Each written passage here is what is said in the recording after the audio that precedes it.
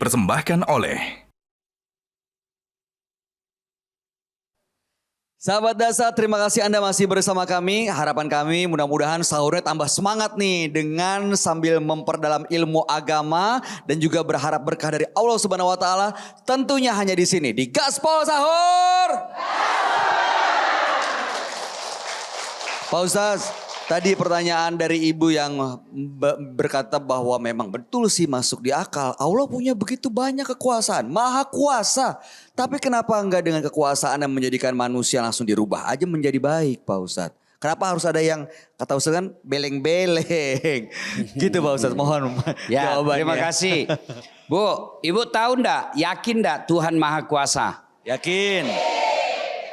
Yakin enggak Tuhan Maha Berkehendak? Apa yang Allah mau pasti terjadi. Ya toh? Nah, kan kenapa Allah tidak kasih baik saja semua satu dunia? Ya. Kenapa Allah ada yang jahat, ada yang tidak? Karena Allah ini mau baik-baik saja. Ibu, jawabannya karena kalau ibu dibaikin oleh Allah begitu saja, apa amalnya ibu? Ibu dapat amal apa? Tidak dapat amal. Kalau gitu tidak ada juga dosanya. Betul, masuk surga tapi tidak ada perhiasannya. Masuk surga tapi polos. Nah kita mau, ibu-ibu mau punya rumah, ada kipas anginnya, ada AC-nya, ya kan? Ada meja makannya, ada sofanya, ada spring bednya, ada TV-nya, macam-macam enak. Nah aksesoris dalam rumah itulah yang menjadi amal-amal soleh dan amal-amal kebaikan kita. Kalau kita tidak diberi ujian, tidak dikasih masalah, maka polos. Ya, untuk apa Allah memberikan ujian dalam hidup ini? Ya, untuk menguji keimanan kita. Kalau imannya baik, dikasih surga dia. Surganya baik. Kalau dia tidak baik, ya jawab balasannya neraka. Dan Allah kasih hukuman setelah kita tahu. Allah tidak serta-merta menghukum orang tanpa pengetahuan. Maka diutuslah Nabi. Diutuslah Rasul. Dikasih pedoman. Dah saat mau kau selamat ini kayak kau pakai. Apa kalau orang Islam? Quran. Cukup itu? Ada. Ada lagi pelengkapnya. Apa itu? Hadis. Ada lagi. Tidak cukup dari situ. Kasih lagi ulama. Allah tidak adil kalau tidak ada wahyu. Tidak ada kitab suci. Tidak ada nabi, tidak ada pengetahuan kita, langsung saja ditempeleng. Enggak. Kenapa dikasih hukuman, dihukum neraka? Kan saya sudah turunkan kamu nabi, ini loh contohnya. Saya turunkan kamu rasul, ini loh contohnya. Saya turunkan kau Quran, ini kau ikuti. Ini hadis, ini sunnah-sunnah kau amalkan. Masih juga kau tidak mau? Sesat. Berarti dapat kau balasan. Ada balasannya. Balasannya apa? Sengsara di dunia. Apalagi di akhirat. Tapi kalau dia ikuti Quran, dia amalkan sunnah, dia ikuti petua-petua ulamanya, dia hidup berdasarkan ajaran Quran, maka insya Allah Allah balas juga dia kebaikan, baiknya di dunia, baiknya akhirat. Supaya lengkap ini Allah ciptakan kita ada namanya otak untuk berpikir, ada namanya perasaan hati untuk merasa. Dilengkapi, sudah dikasih semua. Lengkapkan mata, telinga, pendengaran baik, kesehatan baik. Nah, nanti Allah minta, saya kasih kau nikmat, kenapa kau salah gunakan? Bagi mereka yang tidak punya nikmat banyak, sedikit juga tanggung jawabnya. Maka tanggung jawab orang kaya dengan orang miskin beda. Kalau kita orang miskin, apa mau tanyakan ke Tuhan? Rumah, kontrak. Mobil, tidak ada. Motor, tidak ada. Apa pi? Gaji, 3 juta 1 bulan. Kau belanjakan untuk apa? Anakku sekolah itu aja tidak cukup. Selesai. Tapi kalau orang kaya, di mana kau dapat itu cincinmu? Kalau dilihat gajimu tidak cukup. Dari mana? Itu anakmu yang pakai besi-besi di gigi dah. Dari mana dapat itu? Itu ditanya. Maka enaknya jadi miskin, tidak banyak pertanyaannya. Tapi apa susahnya? Terbatas kemauan. Allah Maha Adil. Kamu kaya, syukur, pahala. Kamu miskin, sabar, pahala. Kamu sehat, syukur, pahala. Kamu sakit, sabar, pahala. Yang jadi masalah, kaya, sombong, miskin, takabur, tidak mengeluh. Sudah kok mengeluh. Ya, jadi semua ini nikmat kalau dibawa ke dalam aturan agama dan pedoman-pedoman agama. Agar kita tahu agama maka dibimbing. Karena Nabi sudah tidak ada, Rasul sudah tidak ada, maka kita ikuti ulama. Karena ulama itu pewaris para nabi. Salah satu karena kita mau jalan yang lurus, kita mau dalam kehidupan yang baik, maka ibu-ibu hadir di acara seperti ini. Tujuannya agar pengetahuan tambah, hati sejuk, bisa diamalkan dalam kehidupan sehari-hari. Wallahu a'lam bishawab. Dahsyat sekali. Berikan tepuk tangan untuk Ustadz dahsyat.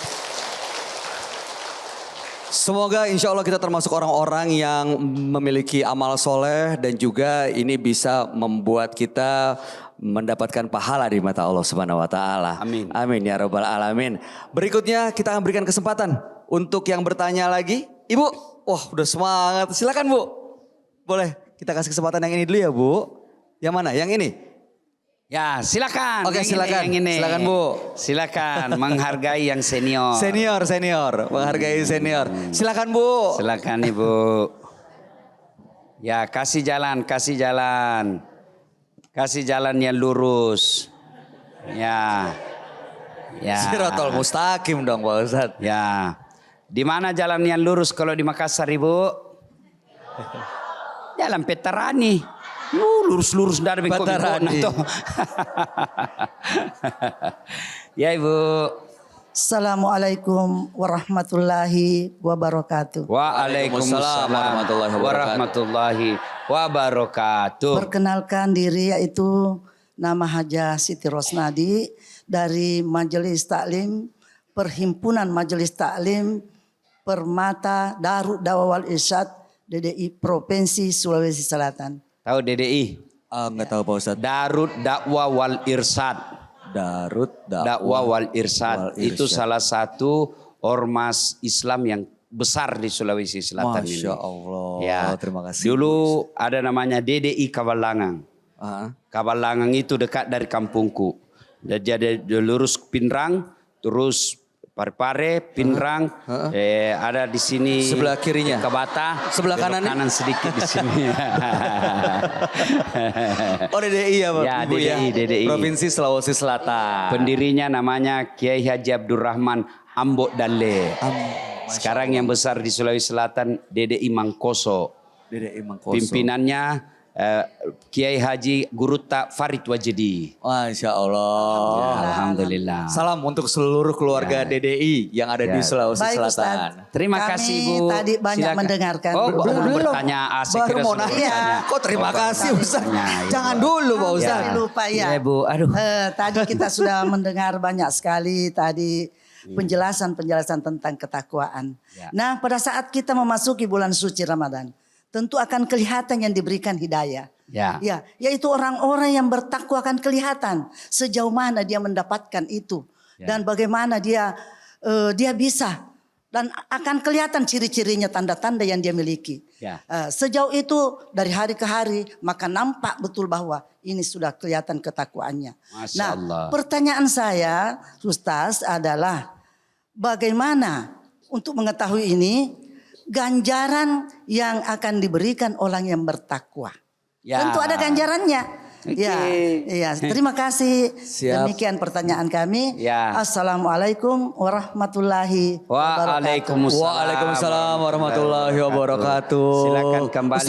Ustaz. Oh, ada tahu hadiah. Ada hadiah teh Bu. Disuruh balik aja maaf Ustaz. Aduh. Hadiah dari sarung tenun. Bu, Gajah nggak mau duduk. diterima kayaknya sama ibunya. Silakan Ibu. Bu. Sarung tenun gajah duduk Bu. Ya, gajah duduk Ibu. Pasti waktu masih gadis Ibu sudah kenal ini gajah duduk kan? Ya. Sudah lama soalnya di Ya, Indonesia. Terima kasih Ibu. Terima kasih Bu. Silakan Terima kembali ke kasih. tempat. Boleh kita berikan iringan tepuk Tepuk tangan. tangan. Nah Ustadz, jadi apa balasan untuk orang-orang yang bertakwa Pak Ustadz? Ada lah. Ada ya? Ada. Masa Allah yang maha membalas tidak membalas segala kebaikan? Masya Allah. Ya, pasti ada. Apa balasannya? Kita rehat sejenak. Oh jangan sekarang ya. Kalau begitu jangan kemana-mana sahabat Dasar. Kami akan kembali sesaat lagi. Tentunya di Gaspol Sahur. Gaspol memang.